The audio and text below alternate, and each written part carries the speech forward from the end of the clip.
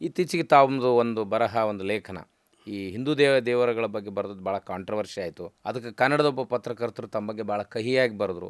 ಇದೆಲ್ಲ ತಮಗೆ ಒಂದು ರೀತಿ ಮಾನಸಿಕವಾಗಿ ನೋವನ್ನುಂಟು ಮಾಡೋ ಘಟನೆಗಳಂತ ಅನ್ಸಲ್ರಿ ಬುದ್ಧಿ? ಅವ್ರಿಗೆ ಆ ತತ್ವಗಳ ಅರಿವಿಲ್ಲ. ಈಗ ಉದಾಹರಣೆಗೆ ವಿಶ್ವೇಶ್ವರ ಭಟ್ರು ಈ ರೀತಿ ಬದಲಾವಣೆ ಆಗ್ತಾರ ಅಂತ ಯಾರಿಗಾದರೂ ಅನಿಸುತ್ತೆ. ಗಣಪತಿಯ ಕಾರಣಕ್ಕಾಗಿಯೇ ನಮ್ಮನ್ನು ಟೀಕೆ ಮಾಡ್ತಾ ಇದ್ದಾನೆ. ಆದ್ರೆ ನಾವು ಅವಾಗ ಸ್ಪಷ್ಟವಾಗಿ ಹೇಳಿದ್ವಿ, ಗಣಪತಿ ನಮ್ಮ ಸಂಸ್ಕೃತಿ ಅಲ್ಲ. ನಮ್ಮ ಸಂಸ್ಕೃತಿ ಅಂದರೆ ಲಿಂಗಾಯತ ಸಂಸ್ಕೃತಿ, ಬಸವ ಸಂಸ್ಕೃತಿ. ಅಂಗದ ಮೇಲೆ ಲಿಂಗವನ್ನು ಧರಿಸಿ ಅದನ್ನು ಮಾತ್ರ ನೀವು ಪೂಜೆ ಮಾಡಬೇಕೆ ಹೊರತಾಗಿ ಸ್ಥಾವರಗಳನ್ನು ಪೂಜೆ ಮಾಡಬಾರ್ದು ಅಂತ ಹೇಳಿದ್ದಾರೆ. ಕರ್ನಾಟಕದಲ್ಲಿರುವಂಥ ಎಲ್ಲ ಲಿಂಗಾಯತ ಮಠಗಳು, 4,000 ಲಿಂಗಾಯತ ಆ ಮಠಗಳಿದಾವೆ. ಎಲ್ಲ ಮಠಗಳು ಕೂಡ ಮೊದಲು ತಾವು ವೈದಿಕ ಪರಂಪರೆಯಿಂದ ಹೊರಬಂದು ನಿಜವಾದ ಬಸವ ತತ್ವವನ್ನು ಪ್ರಚಾರ ಮಾಡಿದ್ರೆ ಮತ್ತೆ ನಡ್ಕೊಂಡಿದ್ರೆ ಈ ರೀತಿ ಯಾರು ನಮ್ಮನ್ನು ಪ್ರತಿಭಟನೆ ಮಾಡ್ಲಿಕ್ಕೆ ಸಾಧ್ಯ ಇರಲಿಲ್ಲ. ದುರ್ದೈವ ಅಂತಂದ್ರೆ ಇವತ್ತು ನಮ್ಮ ಅನೇಕ ಲಿಂಗಾಯತ ಮಠಗಳಲ್ಲೇ ಹೋಮ ಹವನಗಳು ನಡೀತಾ ಇದಾವೆ. ಇವನ್ನೆಲ್ಲವನ್ನೂ ನಾವು ವಿರೋಧ ಮಾಡ್ತಾನೆ ಬಂದಿದ್ದೀವಿ.